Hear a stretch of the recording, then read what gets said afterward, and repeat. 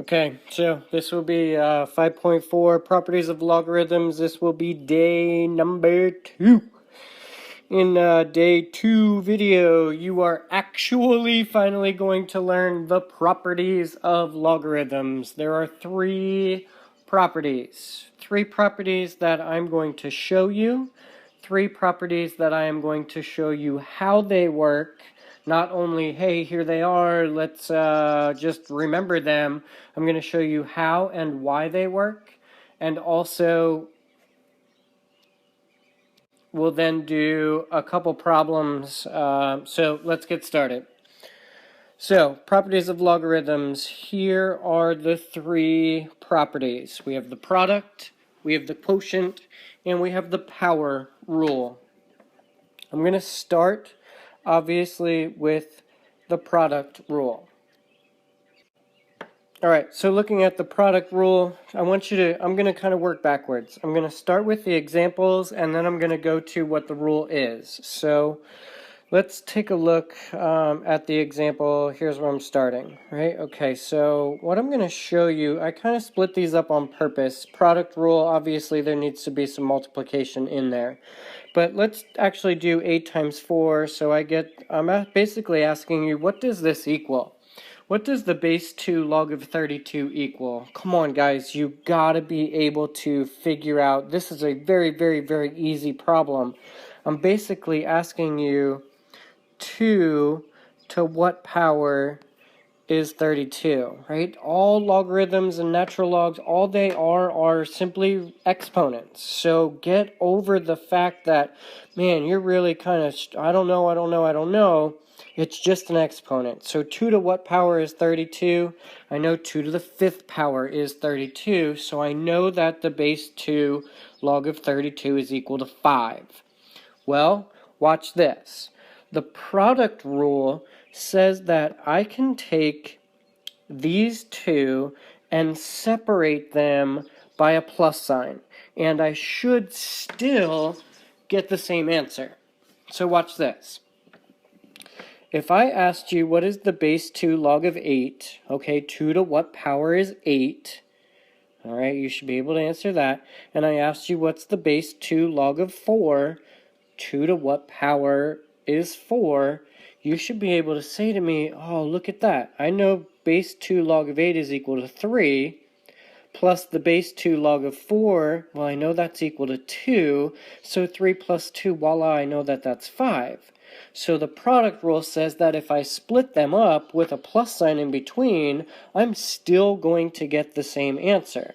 So voila, there is the product rule. We can separate them by simply putting an addition sign. What you are going to see in the next day or two, you're going to have to be able to work in reverse. You're going to have to go from this to this, right, where it's condensed to where it's expanded, and then you're going to have to work in reverse. You're going to have to go from where it's expanded to where it is condensed. So it's going to be important that you understand multiplication. We add logarithms. Okay, so multiplication, we add them.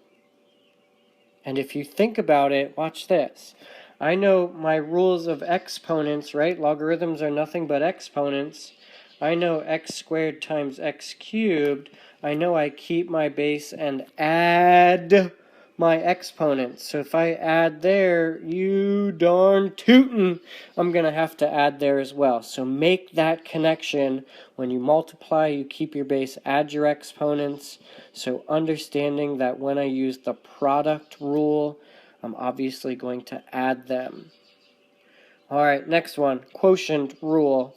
I'm going to take a look. Let's start with the example, show you how it works. I'm going to do 8 divided by 4, which is actually 2. So what is the base 2 log of 2? What does that equal? Well, 2 to what power is 2? Duh, it's 1. Okay, so I know the answer to that is 1. Well, watch this. The quotient rule says that what I can do, if I separate them with a subtraction sign, oh, that should be ringing a bell, right? X to the 5th over x squared. when you keep your base, you keep the base and add your exponents, take a look, it's the same thing, so make that connection between the two of them, and you should have no problems. So again, the base 2 log of 8 minus the base 2 log of 4, 3 minus 2 is 1, voila, it's the same answer. So the quotient rule says that what I should do is I should separate them by a subtraction sign. Remember, make sure that you can work in both directions, expanding and condensing them. Okay, power rule, this one's really easy. So watch this. I know 8 squared is 64, so 2 to what power is 64? Well, I know the answer to that is 6. Watch what the power rule says. It says that what I can do is I can take this exponent, maybe it went a little bit too quick for you. Oops. I can take this exponent and I can simply move it out front and then think about it. What is the base 2 log of 8? Well, duh, that's 3. We've been doing the same thing for a while.